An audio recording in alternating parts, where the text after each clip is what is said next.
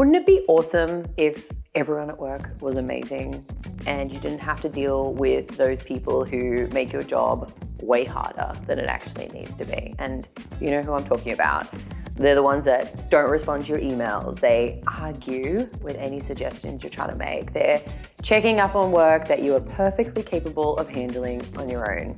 And if you're early in your career, and especially if you're in a male-dominated industry, you've probably asked yourself, is it me? Am I overreacting? Should I be pushing back? Or is this just how things work here? I'm Tanya Andrews, and over the past decade, I have worked with hundreds of early career women from dozens of companies across industries like construction, mining, energy, and tech, who all have their fair share of difficult people. It's frustrating, it's emotional, and it's exhausting. Not to mention, just gets in the way of you trying to do your job. But this isn't a you problem necessarily. Everyone encounters difficult people at work, and I hate to say it, but they're not going anywhere either. But how you handle them can completely change your experience at work. So in this video, what I want to do is give you a practical framework so that you can understand what's actually driving that difficult behavior. And then what you do is you adapt your approach so then you can get what you need while protecting your own boundaries and your energy and your sanity.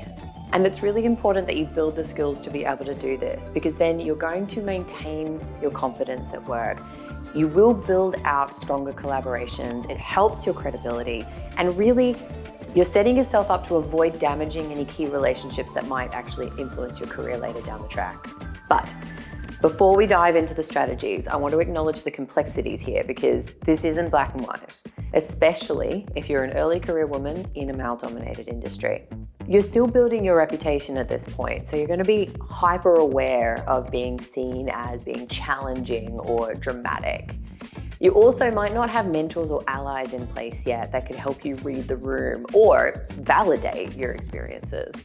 Then there are gendered expectations. As women in these environments, you're expected to be likable or agreeable or low maintenance. And you can feel like there's pressure to just toughen up or brush it off or just get on with it. And here's the big one. The power imbalance is real. You may feel like you can't actually speak up about difficult people without risking your job or your relationships or future opportunities. And while all of these factors are real and definitely worth acknowledging, it's also important to separate the person from the pattern. So what I mean by that is, I want you to keep in mind that not all difficult people are bad people, okay? Sometimes it's clashing styles or unclear expectations or stress. There's a difference between someone who is frustrating versus someone who's inappropriate or unsafe. Understanding this difference is really key because it fundamentally changes how you respond. So what we're going to focus on today is how to handle the everyday difficult behaviors that really drain your energy and just make your job a lot harder than it needs to be. With that being said, let's jump in with where to start, and that involves defining first what kind of difficult you're up against. So difficult can look different depending on the situation, and when you know the type of difficulty, it's going to help you pick the right approach.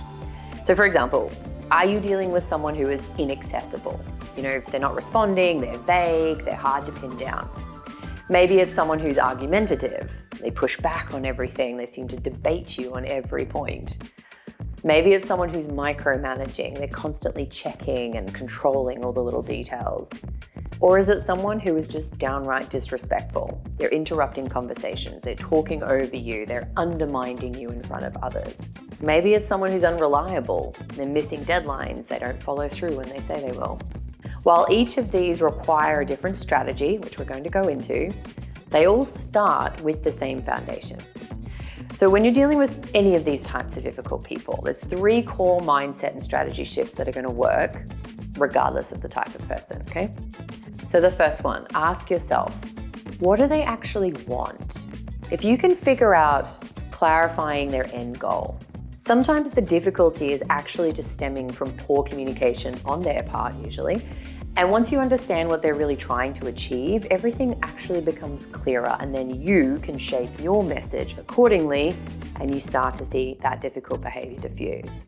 Second, ask What might they be afraid of or worried about? Are they worried about losing control or looking bad in front of people, missing deadlines? Fear often drives difficult behavior. When you can identify what's making them anxious, you can address that root cause instead of just reacting to the symptoms of their difficult behavior. And then thirdly, build understanding and then adapt. So this is about adjusting how you present information, or you make your requests, or sharing updates based on what's driving them.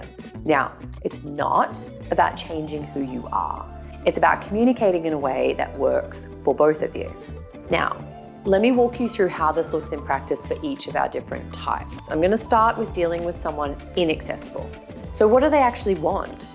More than likely, it's reduced pressure on their time. They want their staff to work independently, and they want work to fit around their schedule or rhythm, okay? So what are they worried about? They're probably worried about losing momentum, dropping the many plates that they're spinning, or wasting time getting stuck in unnecessary detail. So how do you adapt to try to reduce the impact of this difficult behavior? So firstly, acknowledge you understand their time pressures. You reassure them that your goal is also to move both of your priorities forward and minimize the risk. Then, book short, focused meetings instead of relying on emails. You can use clear subject lines or bullet points so then they can respond quickly. Now, if you're dealing with someone argumentative, there's a high chance that they want to feel heard and respected. They're trying to test the strength of ideas before committing to them. They want to protect their own position or their expertise. Or maybe they don't have the same information that you do, and so they can't actually see where you're coming from. What are they worried about? Being wrong, losing credibility, wasting time on the wrong path, and maybe losing control of decision making. So, how do you adapt? Show that you've considered their perspective before offering yours. You frame your points as building on their ideas rather than competing with them, okay? You can use phrases like, one way we could also look at this. That helps bring down that defensiveness. If you're dealing with someone who micromanages, what they're really looking for is confidence that the work is going to meet their standards. They want a sense of control over outcomes and no surprises. They're usually worried about mistakes making them look bad, or missing deadlines, or quality benchmarks, or maybe just losing oversight over the whole project.